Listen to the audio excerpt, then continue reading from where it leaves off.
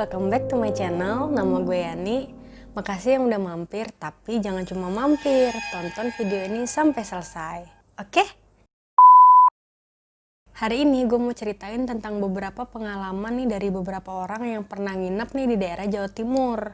Gue gak akan sebutin nama hotelnya apa ya, pokoknya kita fokus aja ke ceritanya, oke? Kota yang mau gue ceritain di video kali ini itu ada dua kota, yaitu kota Surabaya dan juga kota Batu. Seperti apa pengalaman menyeramkan yang dialamin? Langsung aja kita masuk ke ceritanya. Cerita pertama pengalaman menyeramkan menginap di hotel berlokasi di kota Surabaya. Bermalam di tempat baru seperti hotel kadang memberikan rasa yang gak nyaman ya buat kita. Suasana yang baru dan juga asing gitu kadang bikin kita tuh susah tidur gitu kan. Apalagi kalau ada kejadian yang berbau mistis. Hal inilah yang dialami oleh seorang pria, kita sebut aja namanya Didi ya. Didi ini kan bekerja sebagai wartawan, otomatis si Didi ini pasti sering tuh keluar kota kan untuk acara liputan. Sesampainya di kota Surabaya nih, Didi menginap di sebuah hotel. Hotelnya itu terlihat cukup tua dan arsitektur bangunan itu terlihat kuno. Didi ini sekamar nih berdua sama temennya. Nah, check-in kan tuh mereka berdua. Singkat cerita nih, pas jam 12 malam nih, temennya si Didi ini nih pamit sama Didi mau ngerokok dulu sebentar keluar. Pas ditinggal sama temennya ini, si Didi ini nih emang dari awal masuk hotel emang udah ngerasa nggak enak gitu ya sama hotelnya ini. Dan dia tuh ngerasa kayak agak ngeri-ngeri gimana gitu kan mau nginep di hotel ini. Karena suasana hotelnya tuh terasa agak serem gitu. Ya pokoknya si Didi mah diberani-beranin aja lah, namanya juga lagi tugas kan di daerah sini. Dapatnya juga hotel itu doang, ya udahlah mau nggak mau kan. Nah, untuk menghilangkan rasa takutnya nih, si Didi ini nih pas temennya udah keluar tuh, Didi ini nyalain TV biar ada suara-suara kali mungkin menurut dia kan, biar nggak terlalu sepi gitu kamarnya. Tapi ternyata di sini nih awal kejadian mistis yang dialamin sama si Didi. Saat Didi mengganti channel TV-nya nih, Didi ngelihat pantulan dirinya itu di atas kasur, tapi di sebelahnya itu kayak ada orang gitu. Kayak ada bayangan lain selain si Didi ini. Jadi gini, kalau misalnya kita ganti channel TV nih, kan pasti kayak ada jeda gitu kan, layarnya jadi kayak hitam gitu kan. Nah, si Didi itu tuh ngelihatnya di situ, pas di jeda layar hitam itu, Didi tuh ngelihat kayak ada orang yang duduk di sebelahnya dia. Bayangannya itu terlihat seperti sebuah kerucut gitu. Nah kebetulan nih di tempat tidurnya Didi itu di sampingnya kan ada meja kan. Nah meja itu di atasnya ada kayak lampu tidurnya gitu. Lampu tidurnya itu bentuknya kan agak-agak kerucut gitu kan. Si Didi tuh mikirnya mungkin bayangan itu kali. Pas dia lihat ke samping, sama pas dia bandingin lagi nih pantulan dari si TV-nya itu kok beda. Terus dia coba ganti lagi nih TV-nya nih, dia lihat-lihat lagi nih. Apa itu bayangan guling ya? Pas dilihat ke samping, di sampingnya itu nggak ada guling.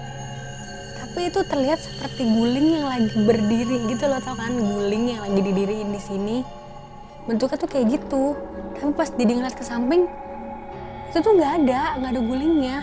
Nah karena si Didi ini penasaran, dia coba-coba terus tuh ganti-ganti channelnya. Dia ganti, masih ada. Dia ganti lagi, masih ada. Dia ganti lagi, masih ada dong. Dan gak ada benda apapun di sebelahnya si Didi itu. Ya tentu aja langsung parno lah si Didi ini. Langsung dia turun ke kasur dan lari keluar ke kamarnya, nyamperin temennya di bawah.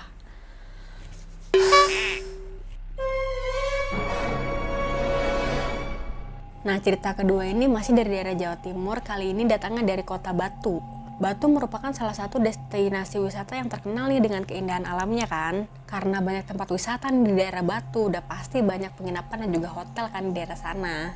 Ada seorang karyawan swasta nih dari Jakarta, kita sebut aja dia Ani ya. Mengalami suatu kejadian aneh nih pada saat dia nginep di hotel yang berada di daerah Batu ini. Si Ani ini datang ke daerah Batu dalam rangka perjalanan dinas nih dari kantornya. Akhirnya Ani menginap di salah satu hotel yang lumayan terkenal di daerah Batu. Ceritanya terjadi pada pukul 22.00 ya. Ceritanya si Ani itu lagi enak-enak istirahat lah. Mungkin dia capek kali perjalanan kan jauh ya dari Jakarta ke Batu. Lagi nyantai nih enak-enak. Tiba-tiba Ani ini mendengar ada suara batuk-batuk. Entah dari mana asalnya. Belum selesai nih dia kagetnya karena ada suara batuk-batuk tadi, tiba-tiba disusul dengan suara anak ayam. Padahal di hotel itu tuh jauh dari pemukiman warga, udah gitu kayaknya di hotel itu nggak ada deh. Kayak nggak ada peternakan ayam atau apa gitu. Nggak ada seingetnya si Ani tuh. Karena penasaran nih si Ani ini ngebuka pintu kamarnya nih. Dia lihat nih keluar ke kanan, ke kiri. Pas dia lihat tuh suara itu tuh nggak ada dari arah luar pintu kamarnya kan. Akhirnya si Ani ini nutup lagi tuh pintu kamarnya. Tapi ternyata pas dia balik badan, Ani melihat tirai kamarnya dia tuh bergerak sendiri kayak ketiup angin gitu. Angin dari mana coba? Kan jendela kamar ketutup. Terus nggak mungkin lah angin dari AC tuh sampai niup tirai itu sampai sekencang itu gitu. Makin diperhatiin lagi nih sama si Ani, lama-lama dari luar kaca jendelanya itu terlihat kayak bayangan putih membentuk sosok wanita yang berjalan ke arahnya si Ani. Si Ani ini langsung kaget banget dong. Dia langsung baca-baca doa tuh di situ. Doa apa aja deh pokoknya yang dia bisa dia baca. Untungnya bayangan itu tuh langsung hilang tuh pas dia baca-baca doa kan. Udah tuh walaupun takut nih si Ani, udahlah dia telan aja lah, udah terlanjur dia nginep di situ. Udah tidur dia tuh si Ani kan. Udah pagi kan tuh.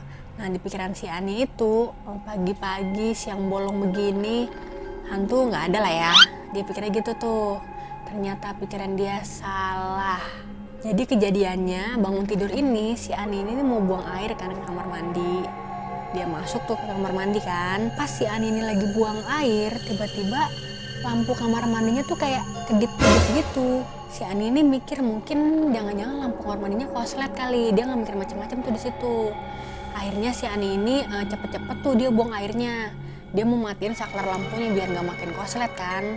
Akhirnya udah tuh dia keluar matiin saklar lampunya kan. Pas Ani nih mau balik ke kasurnya nih, tiba-tiba Ani denger kayak di kamar mandi itu keran airnya tuh kayak kebuka gitu. Jadi kayak ada suara air keran yang kebuka gitu. Nggak mikir aneh-aneh si Ani ini langsung nih masuk ke kamar mandi. Tadi kan kamar mandinya udah gelap berarti kan. Dia masuk tuh ke kamar mandi, niatnya mau matiin si keran air yang kebuka itu kan. Pas baru aja si Ani ini buka pintu kamar mandi, tiba-tiba sosok putih wanita yang terlihat semalam itu melintas di depannya si Ani. Kaget lah si Ani, makin takut lah dia. Udahlah kejadian semalam dia masih takut, sekarang kejadian begini lagi. Nggak pakai lama Ani langsung beres-beresin tuh barang-barangnya sambil dia baca-baca doa kan. Habis itu udah tuh dia langsung kabur tuh dari kamar, langsung check out hari itu juga. Kita masuk ya ke cerita ketiga ya. Cerita ketiga kali ini sebenarnya bukan pengalaman serem nginep di hotel sih. Ini lebih ke villa sih sebenarnya. Jadi ada satu perusahaan nih yang mau ngadain acara diklat kan. Nah, dia ngadainnya di villa di tengah kota Batu ini. Gua nggak mau sebutin ya nama villanya apa. Kita fokus aja ke ceritanya. Ada salah satu panitia nih, kita panggil aja namanya Ade ya. Ade dan beberapa panitia yang lain itu memutuskan untuk ngadain acara diklatnya di villa ini. Kenapa di villa ini? Karena mereka tuh nyarinya villanya tuh yang tempat outdoornya tuh luas gitu dan masih banyak pepohonan karena dia mau ngadain acara outbound kan. Singkat cerita sampai lah nih kan rombongan ini di villa ini kan. Pada hari pertama rombongan ini datang, sebenarnya udah ada beberapa orang yang ngerasa nggak enak nih nginep di villa ini karena baru aja masuk. Mereka tuh udah ngeliat kayak banyak lukisan, tapi lukisannya tuh kayak aneh gitu loh. Jadi lukisannya tuh sebenarnya kayak lukisan orang, tapi bentuknya itu kayak aneh-aneh semua gitu bentuknya. Dan banyak kan tuh abstrak, cuman tuh ngebentuk orang gitu. Jadi buat beberapa orang yang ngeliat nih kayak bikin merinding gitu lukisannya. Nah setelah makan siang si Ade dan beberapa rekan-rekan panitianya itu memberikan beberapa materi diklat lah ya untuk para peserta karyawan barunya itu. Pada hari pertama nih lancar-lancar lah alhamdulillah acaranya kan. Nggak mengalami tanda-tanda yang aneh deh, pokoknya lancar aja hari itu. Hal yang aneh baru terjadi di hari kedua nih. Saat Ade membagikan roti nih untuk sarapan peserta diklatnya, seorang peserta diklat yang wanita ini meminta ke Ade nih. Dia bilang gini, "Pak, tolong dong Pak, kamar saya dan beberapa rekan cewek yang lain dipindah dong Pak, jangan di situ. Soalnya kamarnya itu kayak ngeri-ngeri gimana gitu, bisa pindah nggak Pak?" Si cewek ini bilang gitu kan ke Ade ini. Karena memang villa itu kan sudah dibagi beberapa kamarnya ya, jadi kamarnya tuh semua udah penuh, jadi nggak bisa tukeran lagi kan. Jadi si Ade ini ya nggak bisa ngapa-ngapain. Jadi si Ade ini cuma bilang, udah nggak apa-apa, baca-baca aja doa di situ, nggak apa-apa kok kamarnya di situ. Dia cuma bisa bilang gitu. Nah sorenya nih si Ade sama 2 orang rekannya laki-laki semua, memutuskan untuk hunting foto nih. Jadi di villa itu, di sekitar villa itu kayak ada kebun gitu. Nah dia mau hunting foto di situ tuh, di area kebun di dekat villa kan. Sepulang dari hunting foto, hari itu udah malam tuh, udah gelap kan. Saat perjalanan pulang menuju villa nih, Ade dan juga 2 rekannya ini sempat ngerasa merinding nih di jalan. Bahkan si Ade itu ngerasa feelingnya tuh udah gak enak banget lah pokoknya, karena mereka harus ngelewatin area pemakaman umum. Bener aja dong, gak ada angin, gak ada hujan. Tiba-tiba pas mereka ngelewatin lampu penerangan jalan nih, tiba-tiba lampu itu meledak pas banget di atas kepala mereka. Ya kaget lah langsung mereka bertiga kan. Kemudian ada warga sekitar nih yang berjalan ngedekatin mereka untuk nanya nih kondisi mereka kan. Tiba-tiba aja si bapak itu nanya kayak gini nih, "Dek, kemana teman cewek yang tadi ada di belakang kalian bertiga? Yang paling belakang pokoknya tadi dia jalannya. Kok nggak ada, Dek? Nggak kena pecahan lampu kan?" Si bapaknya nanya gitu tuh. Seketika bulu kuduk mereka langsung merinding. Lah kan dari tadi mereka cuma bertiga. Lah yang dimaksud bapak ini cewek siapa maksudnya? Begitu jalannya paling belakang lagi.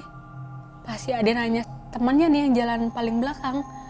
Temannya ini bilang nggak ada siapa-siapa di belakang. Ah, terus itu cewek siapa? Nggak pakai lama-lama, Ade dan juga kedua rekannya langsung lari tuh menuju ke villanya dia. Keesokan harinya nih, tepatnya pada pukul 4 pagi, ketua panitia memerintahkan peserta untuk duduk melingkar nih, tanpa ada penerangan lampu apapun. Kemudian ketua panitia itu nyuruh Ade dan juga beberapa rekannya untuk menghitung jumlah peserta di situ kan. Betapa kagetnya si Ade pas dia hitung, kok tiba-tiba pesertanya ada lebih 1 orang nih. Pikiran si Ade ini mungkin, gue salah ngitung kali nih. Gue tanya deh ke temen gue. Nah nanya kan nih si Ade sama temennya juga nih. Pas dia nanya ternyata jumlah yang mereka hitung itu sama-sama lebih 1 orang. Karena merasa ada yang ganjil nih, si Ade ini inisiatif untuk nyalain lampunya kan. Saat itu Ade dan beberapa panitia sadar nih, ada 1 peserta yang terlihat aneh nih. Pas ditanya dia tuh nggak jawab, dan pas ditanya ke peserta yang lain nggak ada yang kenal sama orang ini. Jadi pesertanya itu cewek, pakai sweater warna merah, kemudian rambutnya acak-acakan. Dia itu duduk menunduk di pojok ruangan kan. Terus tiba-tiba pas dia ngangkat kepalanya, betapa kagetnya semua panitia dan juga peserta diklat. Mereka langsung lari semuanya, karena yang mereka lihat adalah wajah yang setengah hancur, bertaring, dan juga matanya merah. Semuanya pun langsung lari tuh keluar villa untuk menuju ke rumah warga sekitar kan. Kemudian ada nih beberapa warga yang datang untuk menenangkan mereka nih. Akhirnya si Ade ini menceritakan nih apa sebenarnya yang terjadi di villa itu sama beberapa warga ini kan. Dan warga itu pun mengantarkan rombongan untuk balik lagi nih ke villa. Tadi kan kejadiannya kan jam 4 subuh ya, karena mungkin udah mulai agak terang kali ya. Akhirnya warga ini tuh inisiatif nih manggil pemilik villa itu. Panggil lah nih pemilik villanya kan. Pas datang ke villa, pemiliknya tuh cerita. Jadi gini deh, dulu itu ada juga nih mahasiswa perempuan yang nginep nih di villa ini. Namun cewek ini tuh meninggal karena tertimpa lemari. Sejak kejadian itu, banyak sekali teror yang terjadi di villa ini nih dek. Mungkin perempuan yang menampakkan diri yang adik ceritain tadi itu, ya perempuan yang meninggal ini dek. Oke, itu tadi beberapa kejadian serem yang dialamin sama beberapa orang yang nginep di penginapan atau hotel di daerah Jawa Timur ya. Kalian jangan takut nih untuk liburan ke Jawa Timur. Itu kan kejadiannya cuma dialamin sama ya sebagian kecil orang lah ya. Tapi kan sebagian besar lagi kan merasa seneng liburan ke daerah Jawa Timur kan pastinya. Jadi lebih banyak kisah happy-nya pasti daripada kisah seremnya. Udah seperti biasa, gue nih kalau syuting jam 2 malam karena nunggu sepi dulu. Rada ngeri juga nih bawain cerita horor tengah malam begini. Oke, sekian cerita gue kali ini. Makasih ya yang udah nonton sampai akhir. Jangan lupa like kalau kalian suka video ini. Komen kalau kalian mau kasih ide dan juga saran nih buat kasus apa aja nih yang mau gue bahas di video gue selanjutnya. Bisa juga DM gue di Instagram. Dan jangan lupa klik tombol subscribe kalau kalian mau update informasi dari channel gue. Oke, see you on my next video. Bye!